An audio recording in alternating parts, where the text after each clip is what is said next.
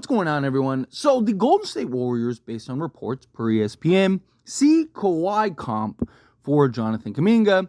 Dubs believe Jonathan has shown growth similar to Kawhi Leonard, Pascal Siakam, and Jaylen Brown in their earlier years.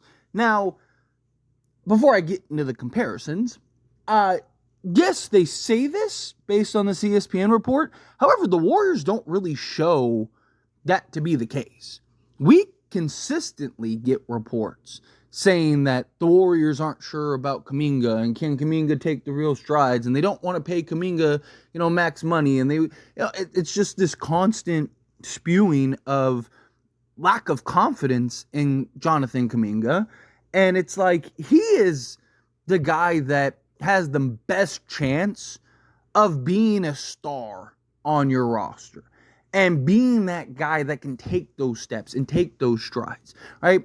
So, like, this whole, we see him as like a early Kawhi. They're not talking about right now Kawhi Leonard, Pascal, Jaylen Brown. I mean, Jaylen Brown winning, finals MVPs and stuff like that. But they're talking about the earlier years when Kawhi started to look like Kawhi Leonard, right? When Jaylen Brown started to come into his own, right? When, Pascal Siakam. And all three guys were legitimate two-way players.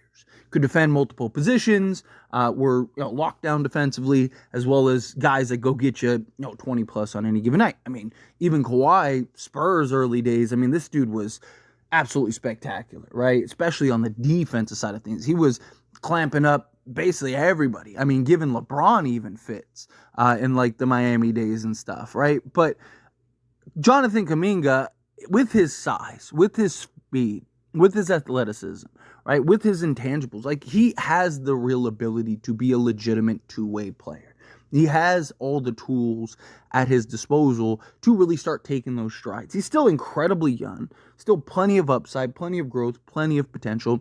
This is a guy that I do believe easily can be a 20-plus point a game guy, as well as defend the best player on the other team. And that's really what this team needs, right? This team really needs somebody that can emerge and be that consistent. Clearly, this guy is the second best player on the team, night in and night out. And I do believe Kuminga is that, and will more. It really comes down to Steve Kerr, because Steve Kerr at times just seems to have like zero trust in the kid, and at times seems to like not. I mean, even Kuminga has came out and talked about his role and his fit and stuff. And there again, I made a video the other day about reports that came out from Golden State that they don't know if Jonathan Kuminga is going to be able to start at the small forward position because they're going to start Draymond Green at the 4, right? So that they don't believe that he's capable of playing the 3. Okay, well, now this report is saying that he's the guy. That's it. He's the man. Like, the Warriors need that second guy for Steph. I've talked about this, right? Like, you look at the even most recent run in 2022, right?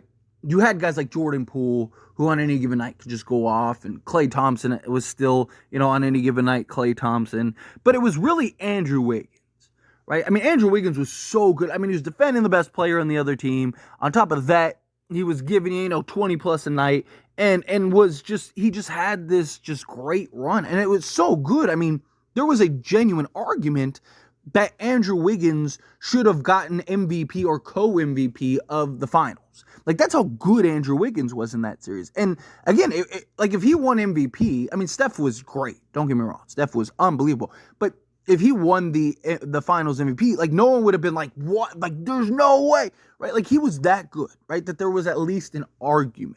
But that's what the Warriors need consistently. You've seen over the last few years, like the Milwaukee Bucks with Giannis, and they have like Chris Middleton and Drew Holiday, and they Bobby Portis and Brook Lopez and all these guys, and just have a really solid core.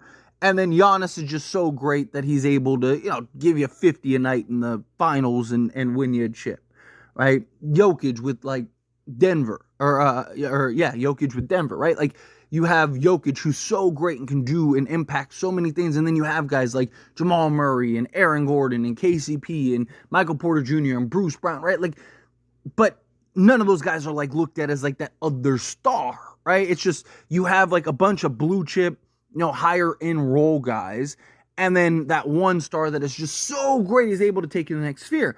But you have a guy like a Jamal Murray who night in and night out is your second guy, right? Like you even look at Milwaukee those years.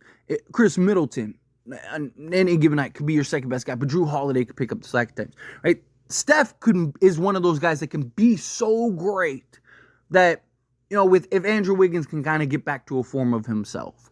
Now you have like Buddy Hield. Can he kind of, complement some of the things that Klay Thompson was able to do? Right? No one's expected him to beat Klay, but can he provide some of that three-point shooting, some of that workload that you got with Klay Thompson? Melton, right? Like you look at kind of the list and this roster, and it's like, okay, if you can kind of have like this collection of players along with Steph Curry being great, then maybe you can take some strides. Maybe you have a chance at winning an NBA championship. I mean, even Draymond said himself that, like, hey, we didn't think we were winning that year. It was dysfunctional. We weren't looking like the best team. We weren't playing super great, right? But we just got into the playoffs and things just kind of clicked, right? And it did, and he's right. But if Jonathan Kuminga can be that second guy, if he can kind of be the Andrew Wiggins of 2022, but for the entirety of the season, plus he's so young, right? Why not ride the back of your workhorse, right? Like, why not give him the keys and just go, hey man, do your thing, right? Like, why aren't, like, he, out of everybody, is the guy that you should be handing the keys to and let him go to work to take pressure off of Steph. So that way Steph doesn't have to work as hard. Steph doesn't have to do as much. And that way the Warriors can really start taking some strides here. Let the young buck get what he needs to get in order to start taking those next steps.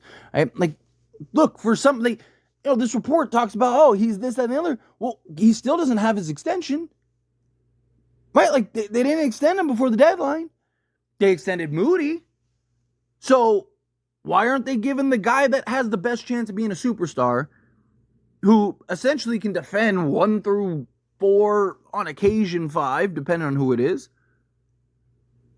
and yet you're not even giving him an extension, right? So how much do you value him? Is he really that guy? Is he really that bad? Are you really trying to expect him to become prime Kawhi Leonard at 22 years old right out the gate? Right? He just turned 22, right? Isn't his birthday in October, early October? Or maybe it's coming. I think it just passed, right? Point is that this guy is he's gonna go into restricted free agent. So, it's not one of those things where it's like the Warriors are gonna lose him. Like, they can still keep him, but it's just it's crazy that, their words say one thing, you get reports like this, but their actions say something entirely different. Right? Like, if this is supposed to be your guy, this is supposed to be the guy for you, and he's supposed to be the future of the organization, and he's the guy that's most likely to take those strides into stardom alongside Steph Curry. Like, why aren't you instilling the confidence in the kid?